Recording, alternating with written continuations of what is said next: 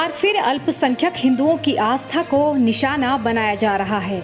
पाकिस्तान के कराची के लियारी में एक प्राचीन हनुमान मंदिर को ध्वस्त कर दिया गया है। मंदिर के समीप रहने वाले करीब 20 हिंदू परिवार के घरों को भी बुलडोजर से ध्वस्त कर दिया गया है। पाकिस्तान में ये घटना उस वक्त हुई जब तुर्की की राजधानी इस्तांबुल में ऐतिहासिक चर्च को एक मस्जिद में परिवर्तित किया जा रहा था। दोनों धार्मिक स्थलों को एक ही समय पर ध्वस्त किया गया। इसे लेकर पाकिस्तान के अल्पसंख्यक हिंदुओं में आक्रोश व्याप्त है। कुछ लोगों का ये भी मानना है कि अयोध्या में राम मंदिर निर्माण के बाद से इस तरह की घटनाएं पाकिस्तान में काफी बढ़ गई हैं। हिंदुओं के विरोध के बाद पुलिस ने इस इलाके को सील कर दिया है। पाकिस्तान के एक अखबार द एक्सप्रेस ट्रिब्यून ने बताया कि लियारी के असिस्टेंट कमिश्नर अब्दुल करीम मेमन ने उक्त बिल्डर के खिलाफ जांच के आदेश दिए हैं, जिसने कि मंदिर को ध्वस्त किया है। स्थानीय लोगों ने बताया कि एक बिल्डर ने कथित रूप से मंदिर के आसपास की जमीन खरीदी थी। बिल्डर इस जमीन पर एक आवासीय परिसर बनाना चाहता था। स्थानीय लोगों ने कहा कि हालांकि बिल्डर ने हिंदुओं से वादा किया था कि मंदिर को ध्वस्त नहीं किया जाएगा, लेकिन कोरोना वायरस के प्रतिबंध में जब लोग अपने घरों में कैद थे तो उस समय मौके का फायदा उठाकर उसने मंदिर को ध्वस्त करा दिया।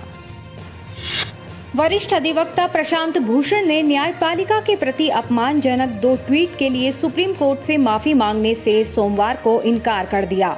उन्होंने कहा कि इनमें उन्होंने अपने विचारों को व्यक्त किया है, जिन पर वह हमेशा विश्वास करते हैं। सुप्रीम कोर्ट ने उन्हें माफी मांगने के लिए 24 अगस्त तक का समय दिया था।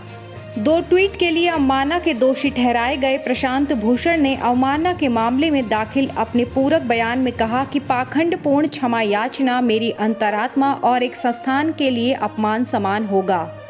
शीर्ष अदालत ने प्रशांत भूषण को इन 2 ट्वीट के लिए न्यायालय की आपराधिक अवमानना का दोषी ठहराया है।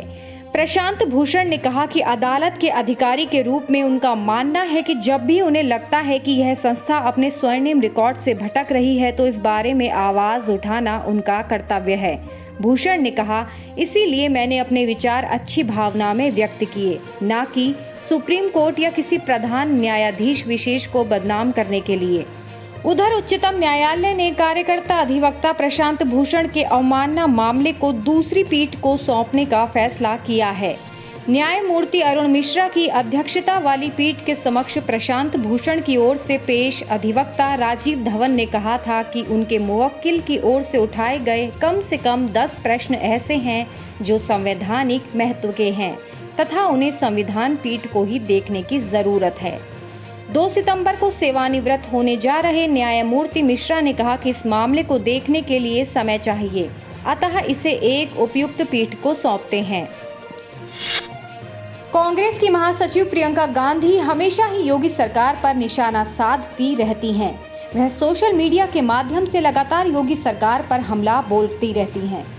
वह सोशल मीडिया के माध्यम से लगातार योगी सरकार और कानून व्यवस्था को लेकर मुखर रहती हैं। ऐसा ही कुछ उन्होंने मंगलवार को अपने एक ट्वीट के जरिए किया। प्रियंका ने बीते 2 दिनों में उत्तर प्रदेश में जिस तरह से कानून व्यवस्था की धज्जियां उड़ रही हैं, उसे लेकर सुबह एक ट्वीट कर सरकार को घेरा। उन्होंने लिखा, यूपी के सीएम सरकार की स्पीड बताते हैं और अपराध का मीटर उससे दोगुनी स्पीड से भागने लगता है। प्रत्यक्षम किम प्रमाणम, ये यूपी में केवल 2 दिनों का अपराध का मीटर है। यूपी सरकार बार बार अपराध की घटनाओं पर पर्दा डालती है, मगर अपराध चिंगाड़ते हुए प्रदेश की सड़कों पर तांडव कर रहा है।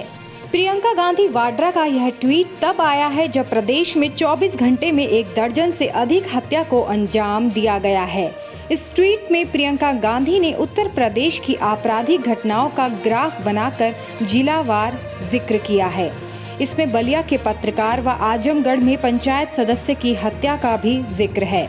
इसके साथ ही प्रियंका गांधी ने प्रदेश में महिलाओं के प्रति बढ़ते अपराध पर भी चिंता जताई है।